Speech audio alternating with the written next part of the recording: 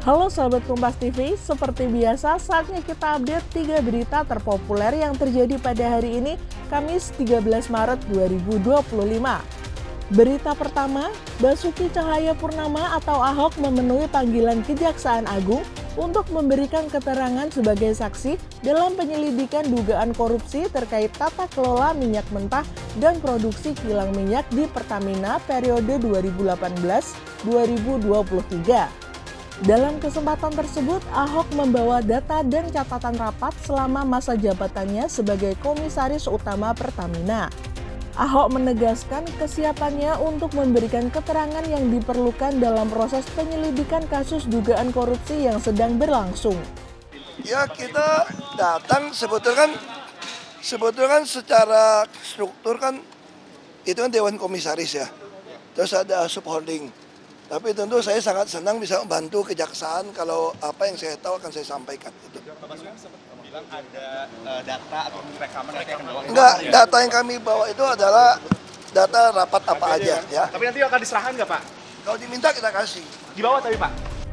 Berita kedua, Panglima TNI Jenderal Agus Subianto buka suara terkait status Letkol Teddy Indrawijaya yang menjabat Seskap usai membahas RUU TNI bersama Komisi 1 DPR RI pada Kamis 13 Maret 2025 ini. Dalam raker tersebut, Agus menyampaikan persetujuan pihaknya atas revisi Undang-Undang TNI yang dinilai sudah tidak relevan dan perlu disesuaikan. Di tengah polemik revisi Undang-Undang TNI, tampak TNI memahami kekhawatiran publik terhadap ancaman demokrasi bila peran TNI menguat dalam birokrasi sipil. Nanti kan apabila TNI aktif menduduki di kementerian lembaga akan pensiun dini, akan mengundurkan diri dari kedinasannya itu.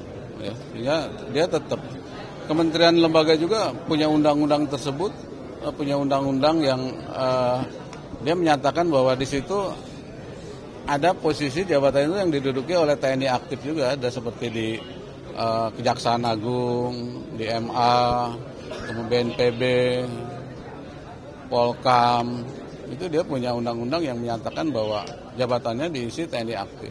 Ya. Dan Bulog itu Pak, apakah nanti akan ditarik lagi atau seperti apa? Bahkan kalau di yang 15 kali kemarin disampaikan nggak ada komentar ya Pak ya? Jadi nggak berarti harus mundur gitu ya? Ya harus mundur. Nanti akan mundur dari kedinasan aktif. Berita ketiga, PDI Perjuangan menambah sederet pengacara untuk membela Hasto Kristianto dalam sidang kasus dugaan suap Harun Masiku pada 14 Maret mendatang. Pengacara Hasto, Roni Talapesi, mengatakan tim hukum tersebut merupakan kolaborasi antara tim hukum partai dan non-partai.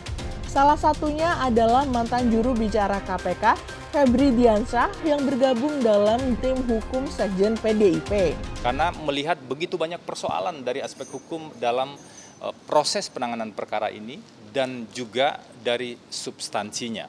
Kalau terkait kami masuk kemudian pada tim hukum untuk proses persidangan perkara pokok ini, tentu sebelumnya sudah ada diskusi ya, dan kami mempelajari terlebih dahulu.